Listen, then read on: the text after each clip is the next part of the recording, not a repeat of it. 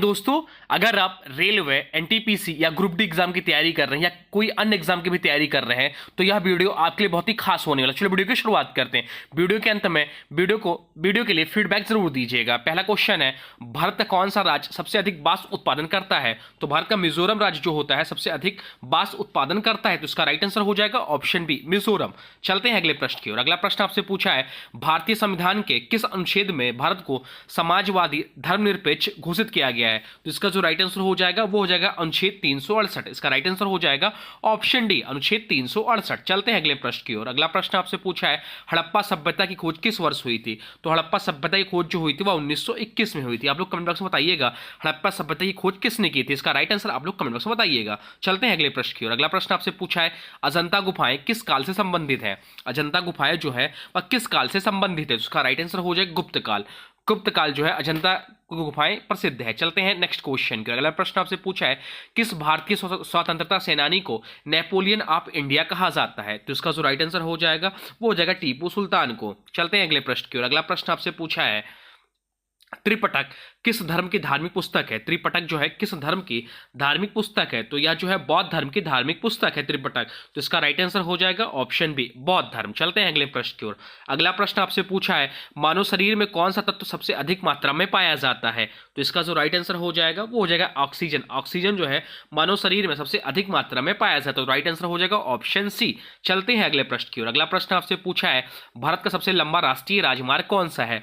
भारत का सबसे लंबा राष्ट्रीय राजमार्ग कौन सा है? तो इसका जो राइट आंसर हो जाएगा वो हो जाएगा NH44। NH44 जो है भारत का सबसे लंबा राष्ट्रीय राजमार्ग है। चलते हैं अगले प्रश्न की ओर। अगला प्रश्न आपसे पूछा है, निम्नलिखित में से कौन सा पौधों में प्रकाश संश्लेषण की क्रिया को नियंत्रित करता है? तो इसका जो राइट आंसर हो जाएगा वो हो जाएगा क्लोरोफिल। क्लोरोफिल इसका राइट आंसर हो जाएगा। चलते हैं अगले प्रश्न की ओर। अगला प्रश्न आपसे पूछा है, कौन सी नदी भारत का जीवन रेखा कहलाती है? कौन सी नदी भारत का जीवन रेखा कहलाती है? तो इसका राइट आंसर हो जाएगा गंगा नदी। गंगा नदी जो है भारत की जीवन रेखा कहलाती है या भारत के 5 राज्यों में बहती है। चलते हैं अगले क्वेश्चन की ओर। अगला प्रश्न आपसे पूछा है, कौन सा विटामिन रक्त के थक्के जमाने में सहायक होती है?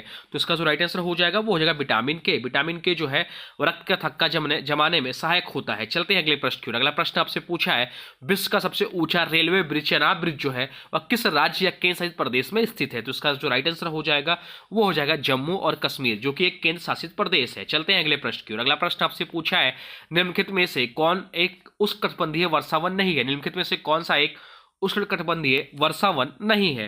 तो इसका जो राइट आंसर हो जाएगा वो हो जाएगा साइबेरियाई जंगल। साइबेरियाई जंगल इसका राइट आंसर हो जाएगा। चलते हैं अगले प्रश्न की ओर। अगला प्रश्न आपसे पूछा है, विश्व का सबसे ऊंचा ज्वालामुखी कौन है? तो विश्व का सबसे ऊंचा ज्वालामुखी जो है ओजोस डेल सालाडो है।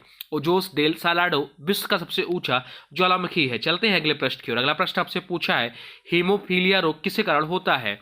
हीमोफीलिया रोग किसके कारण होता है? तो इसका जो राइट आंसर हो जाएगा वो हो जाएगा ऑप्शन सी, आनुवांशिक दोष की वजह से हीमोफीलिया रोग होता है। चलते हैं अगले प्रश्न की ओर। अगला प्रश्न आपसे पूछा है, किस भारतीय खिलाड़ी ने ओलंपिक में व्यक्तिगत स्वर्ण पदक जीता है? तो इसका राइट आंसर हो जाएगा option A, Abhinav Bindra 2008 Beijing Olympic में व्यक्तिगत स्वर्ण पदक जीता है। चलते हैं अगले प्रश्न की ओर। अगला प्रश्न आपसे पूछा है, किस भारतीय लेखक को भारतीय शेक्सपियर कहा जाता है? तो इसका जो राइट आंसर हो जाएगा वो हो जाएगा ऑप्शन ए, कालिदास को भारतीय शेक्सपियर कहा जाता है। चलते हैं अगले प्रश्न की ओर। अगला प्रश्न आपसे पूछा है, किस धातु का उपयोग परमाणु ऊर्जा संयंत्रों में निरंतर क्षण बनाने के लिए किया जाता है? तो इसका जो राइट आंसर हो जाएगा वो हो जाएगा बोरान। बोरान इसका राइट आंसर हो जाएगा। चलते हैं अगले प्रश्न की ओर। अगला प्रश्न आपसे पूछा है, कौन सा देश 2 महाद्वीपों में फैला हुआ है? कौन सा देश 2 महाद्वीपों में फैला हुआ है? तो इसका राइट आंसर हो जाएगा ऑप्शन ए, तुर्की देश जो है और 2 महाद्वीपों में फैला हुआ है। चलते हैं अगले प्रश्न की ओर। अगला प्रश्न आपसे पूछा है, बैक्टीरिया की खोज किसने की थी? तो एंटोनी वॉन ल्यूनहॉक। एंटोनी वॉन ल्यूनहॉक ने बैक्टीरिया की खोज की थी। इसका राइट आंसर हो जाएगा ऑप्शन है एंटोनी वॉन ल्यूनहॉक। रॉबर्ट हुक जो है वो कोस्टा की खोज की थी। चलते हैं अगले क्वेश्चन की। अगला क्वेश्चन है, किस झील को भारत का जलोढ़ झील कहा जाता है? किस झील को भारत का जलोढ़ झील कहा जाता है? उसका राइट आंसर हो जाएगा ऑप्शन ए, बुलर झील को भारत का जलोढ़ झील कहा जाता है। चलते हैं अगले प्रश्न की। अगला प्रश्न आपसे पूछा है, किस गैस को मृत गैस या इनएक्टिव गैस कहा जाता है? तो उसका जो राइट आंसर हो जाएगा वो जगह नाइट्रोजन गैस को मित्र गैस या इनएक्टिव गैस कहा जाता है। चलते हैं अगले प्रश्न की ओर। अगला प्रश्न आपसे पूछा है, विद्युत बल्ब के फिलामेंट में कौन सी धातु होती है? विद्युत बल्ब की फिलामेंट में कौन सी धातु होती है? तो इसका जो राइट आंसर हो जाएगा वो हो जाएगा ऑप्शन है, टंगस्टन धातु होती है। चलते हैं अगले प्रश्न की ओर। अगला प्रश्न आपसे पूछा है, किस शहर को भारत का स्टील सिटी कहा जाता है? किस शहर को भारत का स्टील शहर कहा जाता है? इसका राइट आंसर हो जाएगा ऑप्शन है जमशेदपुर को भारत का स्टील शहर कहा जाता है। चलते हैं अगले प्रश्न की ओर। अगला प्रश्न आपसे पूछा है रेडियो तरंगों की खोज किसने की थी? रेडियो तरंगों की खोज किसने की थी? इसका राइट आंसर हो जाएगा मार्कोनी। मार्कोनी ने रेडियो तरंगों की खोज की थी। चलते हैं अगले प्रश्न की ओर। अगला प्रश्न आपसे पूछा है भारत का सबसे बड़ा गहरा बंदरगाह कौन सा है? भारत का सबसे गहरा बंदरगाह कौन सा है? तो इसका राइट आंसर हो जाएगा ऑप्शन सी विशाखापत्तनम जो है बंदरगाह, और भारत का सबसे गहरा बंदरगाह है। चलते हैं अगले प्रश्न की ओर।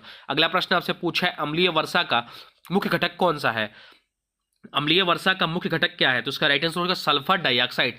सल्फर डाइऑक्साइड जो है अम्लीय वर्षा का मुख्य घटक है। चलते हैं अगले प्रश्न की ओर। अगला प्रश्न आपसे पूछा है भारत का पहला स्वदेशी रूप से विकसित सुपर कंप्यूटर कौन सा है? तो परम 8000 जो है वह भारत का पहला स्वदेशी रूप से विकसित सुपर कंप्यूटर है। चलते हैं अगले प्रश्न की ओर। अगला प्रश्न आपसे पूछा है संविधान की 8वीं अनुसूची में कितनी भाषाएं शामिल है? संविधान की 8वीं अनुसूची में कितनी भाषाएं शामिल है? इसका राइट आंसर हो जाएगा ऑप्शन सी 22 भाषाएं शामिल है संविधान की 8वीं अनुसूची में। चलते हैं अगले प्रश्न की ओर। अगला प्रश्न आपसे पूछा है भारत का राष्ट्रीय पंचांग कौन सा है? भारत का राष्ट्रीय पंचांग कौन सा है? तो उसका राइट आंसर होगा शक संवत। शक संवत जो है भारत का राष्ट्रीय पंचांग है। तो ये रहे टॉप 30 क्वेश्चन। आप लोग कमेंट में बताइए कि 30 में से आप लोग के कितने क्वेश्चन सही है। अब आज की वीडियो से क्वेश्चन है, इसका राइट आंसर आप लोग को कमेंट बॉक्स में बताना है। आज की वीडियो से क्वेश्चन है किस भारतीय लेखक को भारतीय शेक्सपियर कहा जाता है? किस भारतीय लेखक को भारतीय शेक्सपियर कहा जाता है? इसका जो भी राइट आंसर होगा कमेंट बॉक्स में जरूर बताइएगा। साथ साथ वीडियो कैसा लगा इसके बारे में भी जरूर बताइएगा। हाँ, अभी तक आपने वीडियो को लाइक नहीं किया तो प्लीज वीडियो को लाइक कर दीजिए,